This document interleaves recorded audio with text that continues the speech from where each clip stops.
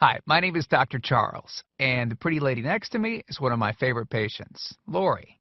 And between us is my dog, Dolce. Now, I've got somewhat of an unusual weight loss tip to share with you today. A tip that's been right under our noses our whole life. Literally. It's also one of the most important tips that I've shared with my patients in the clinic here in Fishers, Indiana. It's a very simple tip that could help you quickly lose 1 to 2 inches from your belly in under a week. Now, I need you to listen very closely. This video contains one of my biggest fat-burning secrets. And I don't know how long this video will be up, so please be sure to watch it from beginning to end while it's still here. Okay, so you're probably thinking to yourself, listen, I've tried every diet known to man. I've given it my all, and it just keeps coming back. Well, let me stop you right there. This is not some magical weight loss pill. It has nothing to do with that crazy acai berry garbage or any special weight loss drops or any of the other incredibly scammy weight loss gimmicks that we see all over the internet these days. In fact, these tips date all the way back to the 1950s and help explain why the majority of all Americans are now considered obese. And no, it might not be because we eat too many bad foods. I'll show you how you should be able to eat some bad foods and still lose weight. Hey, believe it or not, it's not your fault. But before I get into the specifics, let me quickly tell you a little bit about myself. First of all, I'm a board-certified chiropractic physician, certified wellness practitioner, certified advanced nutritionist, speaker, author, have helped thousands worldwide.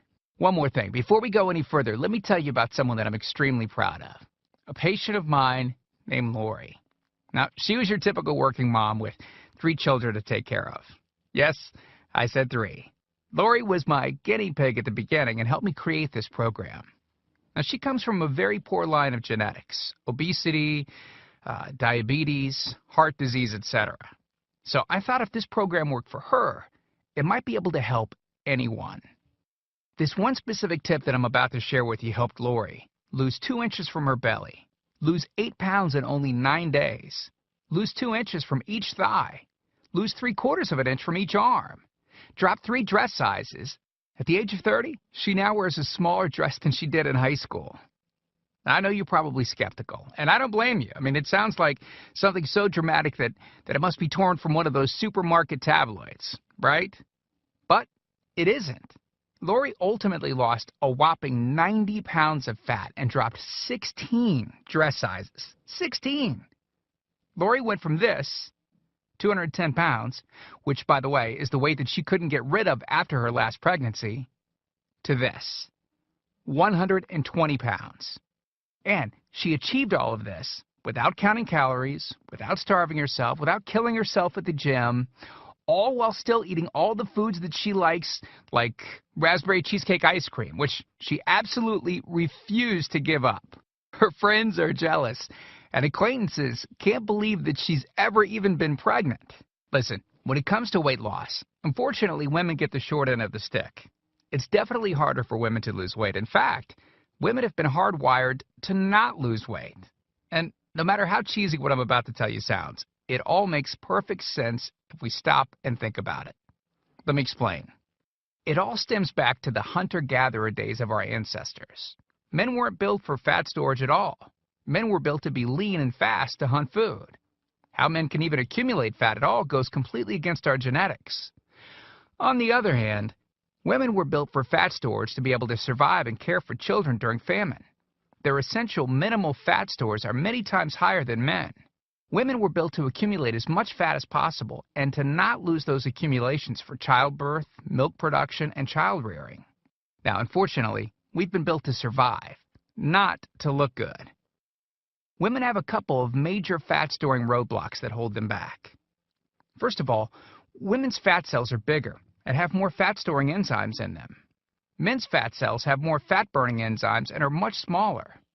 Women honestly do have a lot more working against them, which is why the steps I'll be outlining in this presentation work so well. Second, estrogen multiplies fat-storing enzymes, making them gain weight around their butt and thighs like it's an Olympic event. Darn those childbirth genetics. Third, crash dieting. It puts our bodies instantly into starvation mode. reducing fat-burning enzymes by up to 50%. Our bodies literally freak out.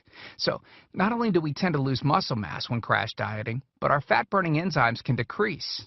Yikes! This should help you understand why it's harder for gals to lose weight. So, is it actually possible to overcome these silly genetics? Well, I've got some great news. You can, and I'm about to share with you one simple tip that can instantly boost your fat loss. Guaranteed. Knowing what I'm about to share with you will make you realize why the popular, well-known, so-called diet programs simply don't work long-term. Mega-rich weight loss companies make money off of people like you and I by selling us stuff that leads to, at best, temporary results. But here's the thing. We don't need them in their expensive weight loss gimmicks to lose weight. What I'm about to share with you is key to actually being able to eat some bad foods and still burn fat. Okay, let me give you a tiny anatomy lesson. And it's probably something you've never heard about. I may get a little bit technical for a second, but stick with me because I promise you, by the end of this presentation, we want you to understand how to lose the weight you want and keep it off for good. This unusual tip is about your liver. Now, the main role of the liver is to break down toxic substances and produce bile, which breaks down fats in the small intestines. Bile is critical for the transport of fats through the body. Liver dysfunction can result in difficulties eliminating cholesterol, which is a type of fat. For those of us that consume large amounts of cholesterol, which is very common in American diets, liver dysfunction can be a very significant factor in weight gain. Now, if the liver does not regulate fat metabolism efficiently, weight gain tends to occur around the belly area, and a protuberant abdomen, also known as a potbelly, will develop. Another sign of an unhealthy liver can be a roll of fat under the upper abdomen. If the liver filter is not functioning correctly, it can't remove the small fat globules, chylomicrons, that circulate in the bloodstream. These extra chylomicrons can build up in other organs and in fatty deposits under the skin, which can lead to cellulite, which tends to be found in your butt, thighs, arms, and belly. It can be very difficult to lose this abdominal fat until the liver function is improved. That's one of the major reasons that the older we get, the fatter we get. So, what I'm basically trying to say is this. When your liver is clogged up with junk, it will be difficult to lose weight, no matter how much dieting and exercise you do. Ever wonder why whenever you would diet and then stop, you'd gain the weight right back? Well, clean out your liver properly and turn it right back into the fat-burning, metabolism-boosting organ that it can be. Imagine starting a good weight loss program with a healthy liver that's regularly burning fat for you 24 hours a day, 7 days a week, even while you're sleeping. The key here is to get your body as healthy as possible before beginning a proper weight loss program. I believe that starting a weight loss program without cleansing and purifying your body, well, it can be setting you up to fail before you even begin. So what can you do right now to start cleaning out your liver?